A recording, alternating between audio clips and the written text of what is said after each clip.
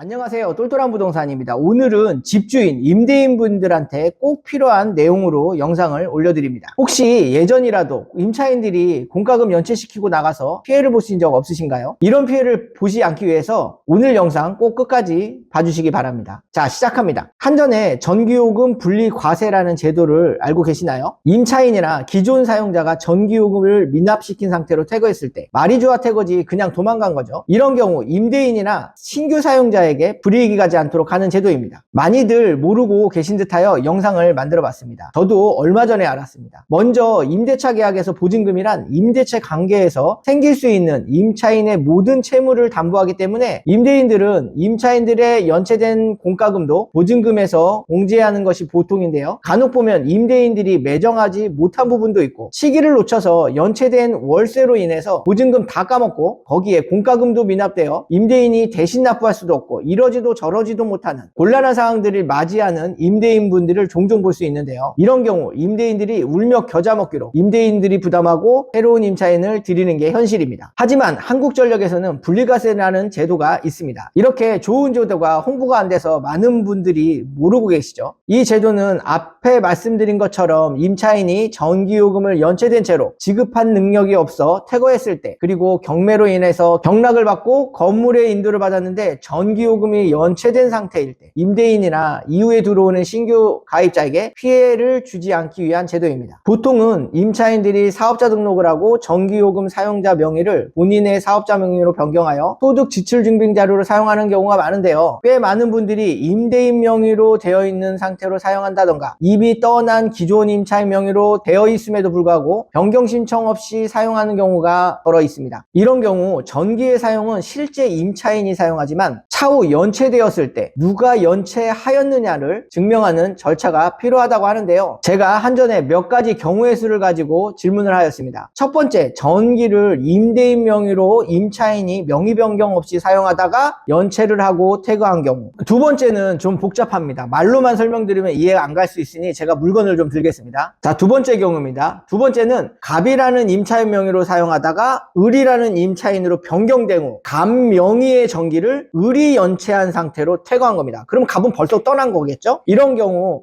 한전에서 여러 가지 증명할 수 있는 자료를 받아보고 심사하여 연체시킨 사용자와 앞으로 사용할 사용자를 분리하여 청구하게 된다 합니다. 이러한 필요한 자료들이란 결국 임대차 계약서가 가장 중요해 보이는데요. 연체시킨 을의 계약서는 당연한 거고요. 갑의 계약서까지 보관하고 있다면 첨부하시면 좋다고 합니다. 또한 새로 들어오는 임차인이 있다면 그 계약서는 당연히 필요하겠죠. 심사를 하여 받아들여진다면 분리과세 시점을 고려하여 외부의 계량기, 건물 외부의 계량기들 있잖아요. 그 계량기를 교체하는 것이 아니라 전기 고지서 보면 고객번호들이 있습니다. 그 고객번호를 변경해서 신규 사용자가 불이익을 받는 일이 없도록 하는 것이기 때문에 요즘 프랜차이즈, 카페, 음식점, 주점들, 프랜차이즈들은 대부분 전기 증설들이 돼 있습니다. 그 증설된 부분도 신규 사용자가 그대로 사용이 가능하다고 합니다. 정확한 규정을 보면서 설명드려야 하는데 한전에서도 경우에 따라서 심사 결과가 달라져서 민원들이 직접 확인할 수 있는 문서로 된 규정은 없다고 하니 아쉬운 부분은 분명히 있습니다. 그래도 이유 없이 불이익 받는 임대인이 없도록 이런 제도가 만들어졌다는 것은 다행이라 생각됩니다. 그렇기 때문에 한전에서는 신규 임차인이 입주하면 필수적으로 전기 사용자 명의를 신규인 명의로 변경하였는지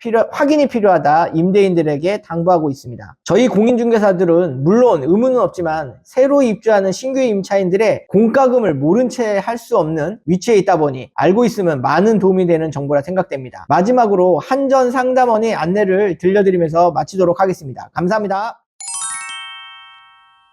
네네. 근데 이제 제일 좋은 거는 그렇게 좀 미납되기 전에 뭐 건물주분이 한두 달에 한 번씩 확인하시면서 저희 쪽에 미리 연락을 주시면 저희가 그 세입자분 나가기 전에 실질적으로 뭐 방문을 한다던가 이렇게 해서 수금 활동을 할 수 있으니까 그게 제일 좋긴 하고요. 제일 깔끔한 거는 뭐 임차인들마다 바뀔 때마다 그 명의를 명의 변경해서 바꾸셔야 돼요.